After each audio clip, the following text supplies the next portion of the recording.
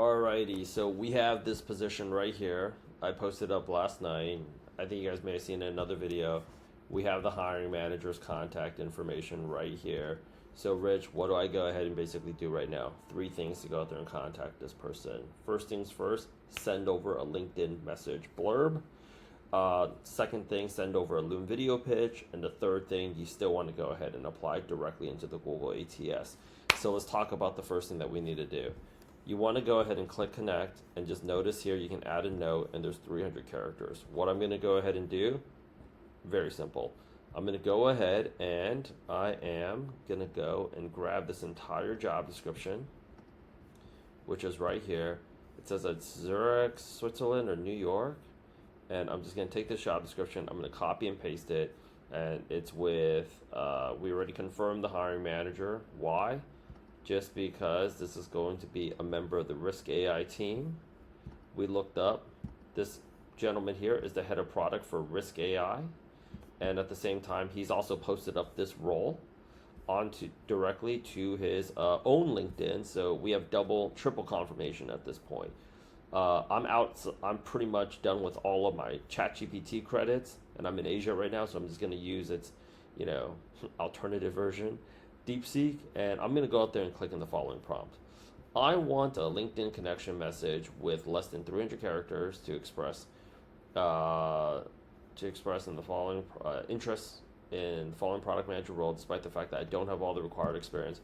I'm interested in preventing fraud. Also, position as a fun person to work with. Nope. By applying this position, I've entered in the entire job description here, and then boom, I basically just get this. Now I'm going to go ahead and I'm going to use this. I'm just going to double check something. Under connection, I'm going to add a note. I'm going to click here. Okay, so I'm going to delete that.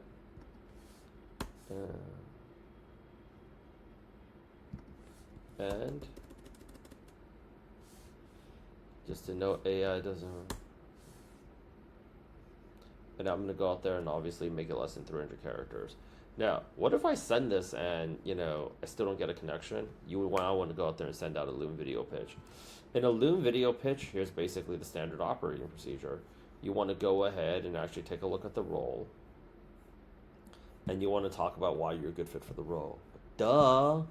Okay, yeah.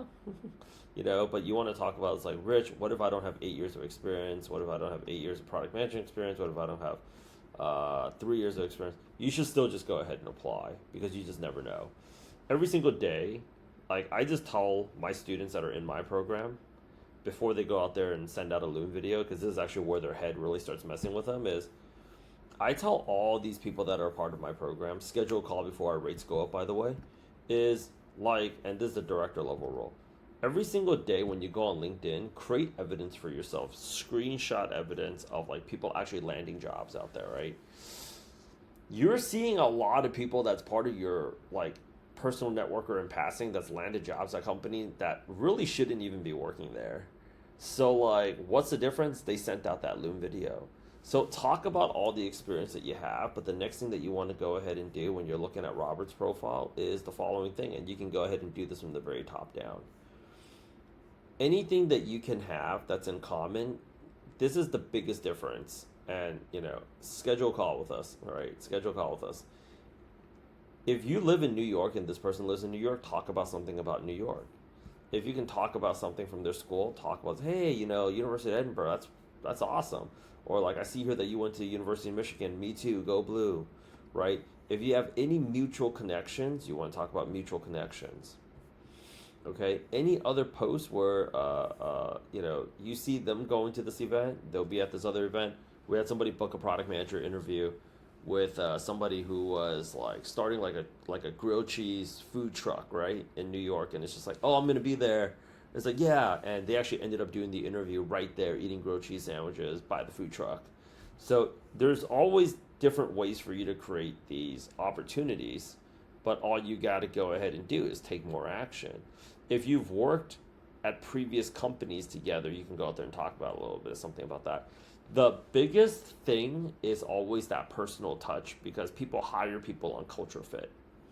Now, university, of course you can talk, but any type of volunteering, or any type of like endorsements that you guys may have had, or like certifications, all of those different things, there's so much to go ahead and work with. So from the very, very, very top, you can say like, oh, I've been to Scotland before. Just add things and don't be afraid.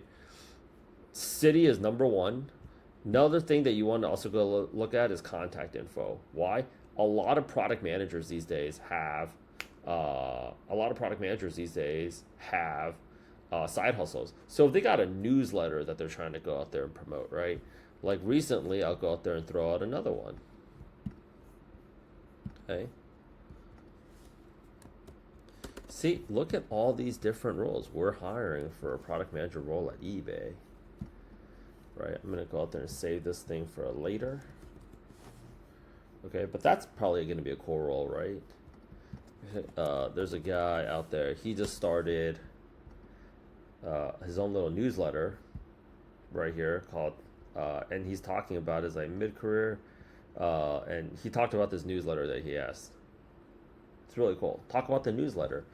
Anything, so city, any type of like common interest, you'll have it on this contact info if they have a website. University, mutual connections, okay, posts, any type of like event that they're going to be a part of. Take a look at also what are they commenting on. Sometimes they're commenting on, you know, like somebody saw like this thing about golden retrievers. I love golden retrievers, so I remembered it. Said, oh, I love golden retrievers too. The companies that they work with in the past. Okay, what are they volunteering? Skills, or who they have like other mutual connections through recommendations. So much that you can go out there and work with over there. I have a stack. Our rates are going up in June. Schedule a call with us. Love to go out there and talk to you some more.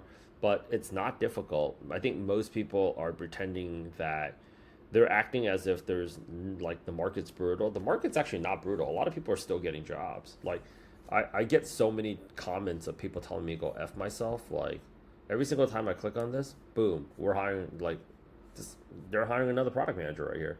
So roles are hiring. It's just that you don't think that a lot of these roles, they're a good fit for you. Like I don't want to work there. Any single time you have that type of mentality, get that shit out of your head, because any amount of time that you're not talking to a hiring manager, you're wasting your time because you're talking to yourself. If you're talking to 20 companies that you don't want to work at a week, you're still getting better at interviewing versus like you want to be strategic. And if that's what you're going to do, that's your approach, good. Have fun job hunting during Christmas. I have no sympathy for you because you are deliberately putting yourself in a position where you don't want to be prepared. We recently just had somebody from our program take a job over there at Instagram. You want to know what's the difference? They were doing 40, 50, 60 interviews. So when they showed up to an Instagram interview, they're sounding freaking sharp. They're ready to freaking go. I can do these YouTube videos right now at Impact. I coach other coaches, and they're just like, oh, I'm going to start my YouTube channel next week. They says, just start fucking recording. What the fuck are you waiting here, bro? Like, I could just do this thing coming back from a run on Impact right now. It takes practice. If you asked me to do this like years back, I probably couldn't have done it. So the person that sounds the best on the phone is going to be the one that's going to go ahead and take your job away from you. Because whenever they say, we decided to hire somebody else that had more experience, what they really mean to tell you is, we were more confident in the way that this person pitched themselves because they sounded more confident in themselves, because they've done more interviews. They've done more interviews because they have a lot more interviews, which means they have a lot more options. That means they must be really good at what they do. That means they've got other, when people have other selections beyond the choice that they have right now, that means they're not desperate. That means they're a rock star. That means we should hire them. That means we should give them more money to work here. You, having no interview, no activity, desperate AF, haven't done an interview in 2 weeks yet, perfectly you can do the job, but nothing is making them want to go out there and actually hire you. You want to know why that's the case? Is because they view you as a source of risk.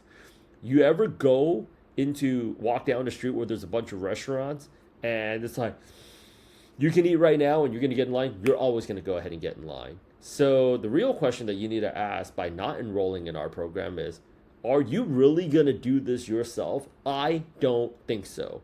You will not. Or Would you rather be like one of the people on my testimonial talking about, I'm so glad I enrolled in the production program because now I'm a product manager at Netflix?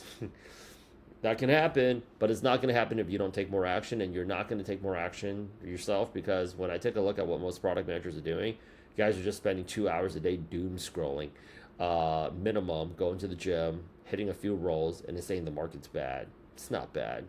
You're just not good at interviewing. But, you also don't really have the time, because right now, in about 90 days' time, everybody's going to be interviewing with an AI recruiter. And if you thought the human being recruiter, my colleagues, are jerks and assholes, it's gonna be you're gonna be missing you're gonna be missing that piece of mother lover real fast when you're gonna be talking to a robot. Schedule a call before our rates go up. Let's get you a product manager job in the next 2 weeks. You're only one message and one interview away from just getting your next product manager job. And I'm giving you the target right here. And you know what? These hiring managers always reach out to me and saying like, oh, I don't get enough people reaching out to me. You want to know why? Everybody's scared.